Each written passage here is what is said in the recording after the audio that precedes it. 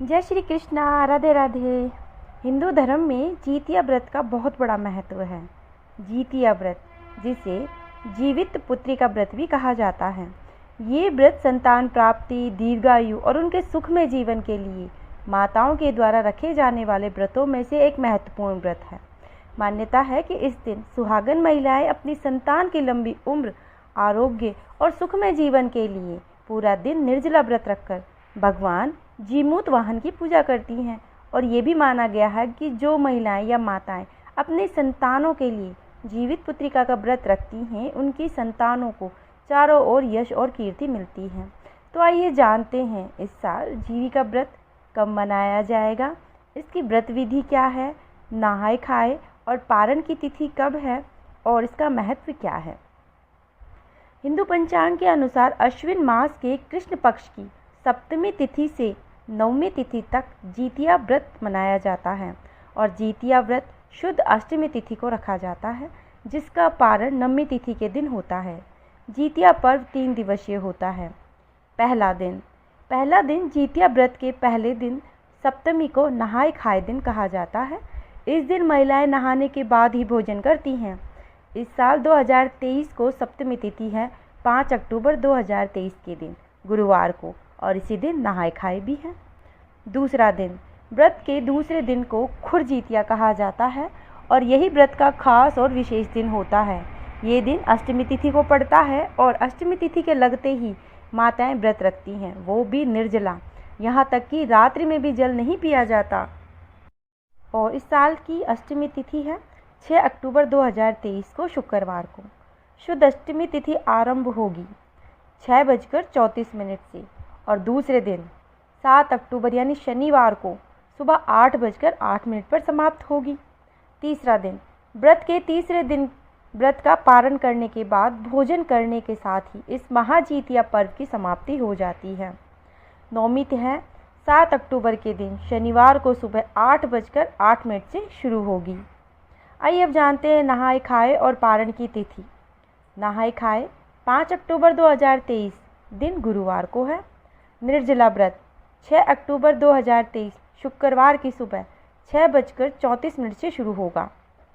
पारण 7 अक्टूबर 2023 के दिन शनिवार को सुबह 8:08 से प्रारंभ होगा। आइए अब जानते हैं जीतिया व्रत की पूजा विधि को। जो भी सुहागन महिलाएं माताएं इस व्रत को रखती हैं, उन्हें जीतिया व्रत के दिन स्नान आदि करने के बाद साफ वस्त्र धारण कर पूजा स्थान पर सूर्य नारायण और भगवान जीमूत वाहन की कुशा से निर्मित मूर्ति को स्नान कराकर स्थापित करना चाहिए। अब प्रतिमा या मूर्ति के समक्ष धूप दीप जलाकर नैवेद्य, पुष्प, रोली, फल इत्यादि अर्पित कर उनकी आरती करके भगवान को मिठाई का भोग लगाकर जब पूजा समाप्त हो जाए तो जीवित पुत्रिका की व्रत कथा को सुनने और कथा को पढ़ें। इस व्रत से माताएं सप्तमी तिथि को नहाए खाए की तिथि पूरा होने तक ही भोजन करके जल ग्रहण कर अष्टमी तिथि शुरुआत होते ही पूरे दिन निर्जला व्रत रखती हैं। उसके बाद यानी अगले दिन नवमी तिथि को व्रत का पारण करने के साथ ही जीतिया व्रत और जीवित पुत्री का व्रत का समापन होता है। आइए अब जान लेते हैं कि इस व्रत का महत्व क्यों है। जीवित पुत्री का व्रत महिलाएं संतान की लंबी उम्र के लिए रखती हैं। ये व्रत संतान की भलाई के लिए माताएं कठिन उपवास रखती हैं, जिससे कि उनकी संतान को दीर्घायु और सुखी जीवन का वरदान प्राप्त हो। माना जाता है कि अगर कोई विकट परिस्थितियों से बचकर निकल जाए या फिर किसी विकट परिस्थितियों से किसी के प्राण बच जाते हैं तो कहा जाता है कि उसकी मां ने जरूर जीतिया व्रत किया होगा। जीतिया व्रत को कितने बजे तक रखना है, तो 6 अक्टूबर की सुबह 6:34 से ये व्रत प्रारंभ होगा और 7 अक्टूबर की सुबह 8:08 तक ये व्रत रहेगा। आइए अब जानते हैं इस व्रत को कैसे करते हैं। अश्विन मास के कृष्ण पक्ष की अष्टमी तिथि को जीवित पुत्री का व्रत किया जाता है। यह व्रत निर्जला होता है। जीवित पुत्री का व्रत तो होता तो एक ही दिन का है, परंतु इसमें नियमों का पालन 3 दिनों तक किया जाता है। अर्थात सप्तमी तिथि से ही व्रत के नियमों का पालन करना अनिवार्य होता है। सप्तमी को नहाए खाए, अष्टमी को निर्जला व्रत और नवमी को व्रत के पारण का विधान बताया गया है। आइए जानते हैं व्रत के नियम। व्रत के एक दिन पहले अर्थात सप्तमी तिथि से इस व्रत के नियमों का पालन प्रारंभ हो जाता है। सप्तमी तिथि को नहाय खाए होता है, तो इस दिन महिलाएं सुबह जल्दी उठकर सिर धोकर स्नान करके पवित्र होती हैं और फिर शुद्ध वस्त्र धारण करती हैं। तत्पश्चात सूर्य को अर्घ्य देती हैं और प्रार्थना करती हैं। फिर उन्हें धूप, दीप और नैवेद्य अर्पित करती हैं। नहाय खाए वाले दिन एक ही समय भोजन किया जाता है। व्रत के दिन अष्टमी को महिलाएं प्रदोष काल में जीमूतवाहन देवता की पूजा करती हैं और कथा सुनती हैं। व्रत वाले दिन अर्थात अष्टमी तिथि को पूर्ण रूप से निर्जला व्रत किया जाता है।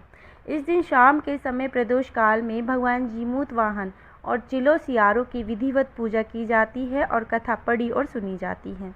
अब नवमी तिथि को व्रत पारण विधि पूर्वक किया जाता है। पारण में नौनी का साग और मंडवे की रोटी खाने का विधान है। इस प्रकार ये तीनों दिनों का व्रत पूर्ण होता है। अपने अपने पारिवारिक और क्षत्रिय परंपरा के अनुसार थोड़े थोड़े व्रत के नियम हर जगह अलग होते हैं। आइए अब जानते हैं इसकी पूजा विधि। जीवित पुत्री का व्रत की पूजा व्रत करने वाले दिन प्रदोष काल में की जाती है। यह पूजा घर में या मंदिर में की जाती है और इस पूजा के मुख्य रूप से भगवान जीमूतवाहन की कुशा की मूर्ति बनाते हैं और चील सियारों की मूर्ति या प्रतीक गाय के गोबर से बनाते हैं।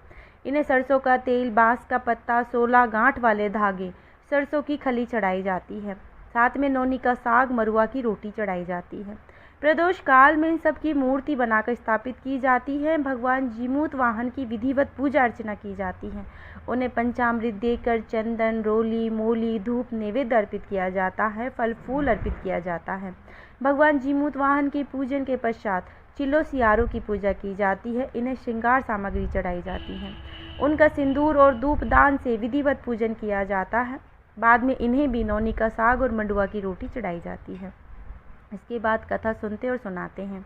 पूजन और कथा स्वयं भी कर सकते हैं और किसी और से भी करा सकते हैं। अंत में भगवान जीमूतवाहन को दूर्वा, पान, सुपारी, इलायची इत्यादि अर्पित करते हैं। विधिवत पूजा और कथा सुनने के बाद आरती की जाती है। आइए अब जानते हैं पारण विधि। व्रत के तीसरे दिन पारण का विधान होता है, अर्थात नवमी तिथि को व्रत का पारण किया जाता है।